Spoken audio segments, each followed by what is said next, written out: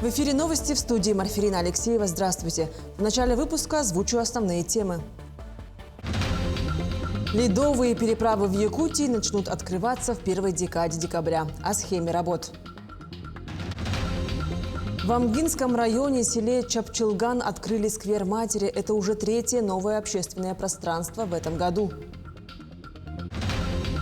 Новый проект разработали сотрудники инновационной площадки Алекминска. Какие возможности открывает проект? Ледовые переправы в Якутии начнут открываться в первой декаде декабря. Первыми в центральных районах республики будет открыта переправа через реку Лену по направлению Хатасы-Павловск с грузоподъемностью до 3 тонн. Переправу через реку Вилюй на дороге Вилюй с грузоподъемностью до 10 тонн и переправа через реку Алдан на дороге Колыма до 10 тонн. Также в этот период планируется открытие автозимника Та-Сурях-Üsküt в Ленском и Мирнинском районах. В Намском Улусе в качестве возмещения затрат на помощь пострадавшим от паводка будет предусмотрено финансирование из федерального бюджета. Об этом сообщил председатель правительства республики Кирилл Бычков в ходе рабочей поездки. Он посетил Намский Улус с целью ознакомления с ходом аварийно-восстановительных работ.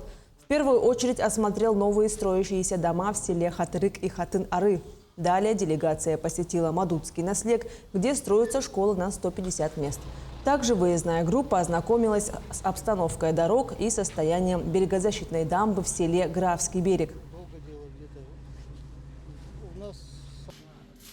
Огромная работа была проведена главой нашей республики Айсеном Сергеевичем Николаевым с Министерством финансов России.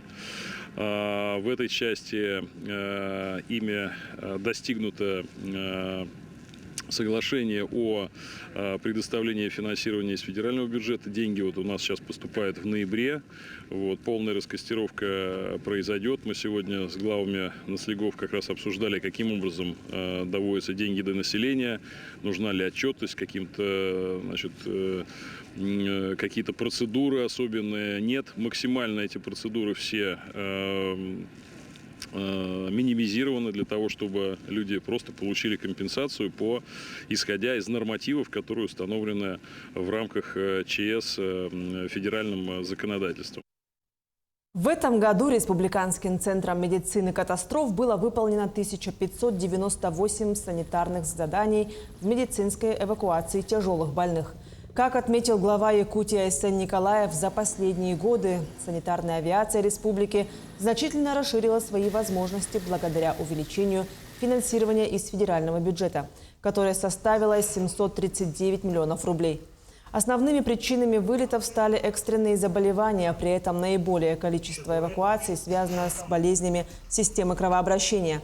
Также более 400 человек были эвакуированы с травмами, ожогами и обморожениями. В работе задействовано 5 самолетов и 17 вертолетов. Состоялся круглый стол на тему бесплатной юридической помощи в республике. На заседании принимали участие народные депутаты, уполномоченные по правам человека, представители прокуратуры, управления Министерства юстиции и другие. Участники круглого стола рекомендовали правительству рассмотреть вопрос о создании в республике Государственного юридического бюро. Комитету юстиции предложили рассмотреть возможность стимулирования и поощрения юристов, активно участвующих в процессе оказания бесплатной юридической помощи гражданам республики. Вопросы оказания бесплатной юридической помощи очень важны в Российской Федерации. Рамочно они регулируются федеральным законом.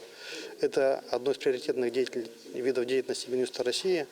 И сегодня обсуждение в рамках круглого стола Якутской Республики показало, что действительно эти вопросы важны, актуальны для республики.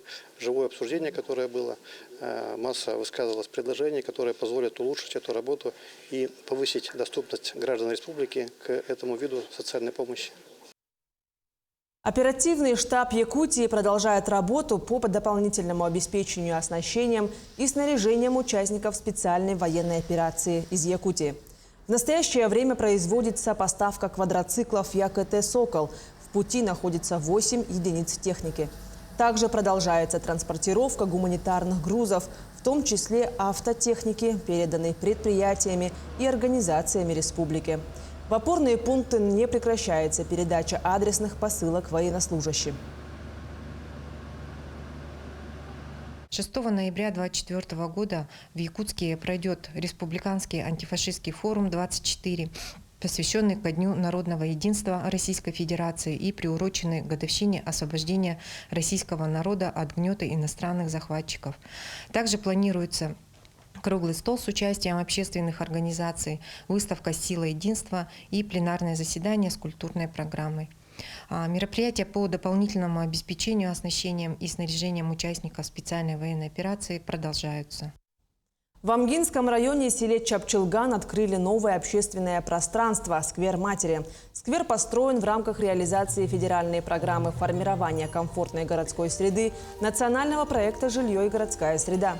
Жители села с проектом сквера приняли участие в федеральной программе в 3-й раз, и с 3-й попытки они выиграли в голосовании. Новый сквер разделен на 3 части. Это спортивная зона, детская игровая площадка и зона для проведения культурных мероприятий. Кроме того, в этом году в наследие построены 2 новых объекта – смотровая и детская площадки. Сегодня сквер у нас построен подрядчиком ООО «Техстандарт» и имеет 3 зоны. Это воркаут-зона, игровая зона и зона, где будет проводиться различные мероприятия. Я очень рад, что у нас наконец-таки открылась нормальная спортивная площадка, сквер матери, где могут ходить это дети, родители со своими детьми. Тут очень хорошие такие качели, вот турники очень хорошие также. В Алекминске на базе детского центра дополнительного образования работает муниципальная инновационная площадка по обучению технологии дополнительной реальности для педагогов. Сотрудники разработали новый проект, который выиграл грант главы республики. Подробности далее. Как сделать каникулы интересными, собраться с друзьями и научиться чему-то новому. Детский центр предложил свой вариант. В рамках проекта «Технологии дополненной виртуальной реальности» в системе образования проходят мастер-классы. Наша цель – подготовить группу педагогов, которые будут обладать компетенциями по информационным технологиям, а именно по обучению и применению технологий дополненной реальности в образовательном процессе. Игра – это у нас только часть, получается, мероприятий, которые запланированы в рамках проекта. Это решили, что мастер-класс для детей по дополненной реальности будет интереснее. 8 локаций, которые не только развлекают, но и дают возможность понять, что такое эта самая виртуальная реальность. Надо найти локацию и выполнить там задание. В первую очередь, это возможность увидеть в телефоне не только соцсети, но и совершенно новые функции. Зашло даже выпускникам. Вы учитесь сейчас? В 11 классе. И это, как ты думаешь, насколько это нужно вот в 11 классе? Нужно ли? Это нужно, мне кажется, больше для отдыха, от экзаменов, от школы. Тут ты ходишь с друзьями на всяким вот по зельеварениям, по скабанам, вот если ты там ищешь квесты, там всякие кроссворды, все это разгадываешь. Это, как мне кажется, отдых. Помогает отлично. Тема Гарри Поттера близка старшим и младшим. Среди ребят есть фанаты произведения и те, кто ранее не знал об этом герое. Фанат Гарри Поттера. Как давно это началось? Прям вот с начальных классов, наверное. Я первый раз посмотрела вот первый фильм. Очень затянула. И начала смотреть другие части. Идея какая? Фильма? Ну, приключения мальчика, у которого нет родителей, и он проходит все трудности со своими друзьями и узнает что-то новое. В подготовке к мастер-классу задействован почти весь коллектив центра. Декорации, конкурсы, оформление идеи. И это дает возможность каждому педагогу раскрыть свой потенциал. Елена Фаст, Алекминск. Владислав Максимов из Якутии стал серебряным призером национального чемпионата по профессиональному мастерству среди инвалидов и лиц с ограниченными возможностями здоровья «Обилимпикс». Якутянин занял 2-е место по компетенции информационная безопасность. Подробности в следующем материале. Кажется, что для участников чемпионата «Обилимпикс», несмотря на их ограничения в здоровье, нет ничего невозможного. Вот, например, спортивная зона. А это площадка робототехников. В этом году в соревнованиях принимают участие 868 конкурсантов из 8 стран и 73 субъектов России. Традиционно Якутия – один из самых активных регионов. Наша республика к чемпионату Обилимпикс присоединилась с 2016 года. И когда только начинали провести чемпионаты у себя в республике, то у нас было только 5 компетенций и 22 участника. А в этом году мы провели 9-й чемпионат и уже 30 компетенций и более 300 участников. То есть чемпионат развивается. В этом году федеральные соревнования проходят по 12 компетенциям, профессиям среднего специального образования. Повара, массажисты, флористы, гончарное мастерство. В категории «Ногтевой сервис» Якутию представляет Ирина Амосова. Маникюром она занимается уже несколько лет. Самое сложное, да, это придумывать дизайн. Ну, в основном, по ходу дела ты уже так думаешь, так быстро все делаешь. Волнение, да, были в основном волнения. Часто вот оглядываешься, смотришь на модель, больно ли, комфортно ли, хорошо ли, не натираешь ли. Да, вот это главное не перепилить, я про себя это говорю, главное не перепилить. Здесь у нас 3 возрастные категории. Это школьники, студенты, специалисты. Здесь они показывают свои навыки и умения по той или иной компетенции.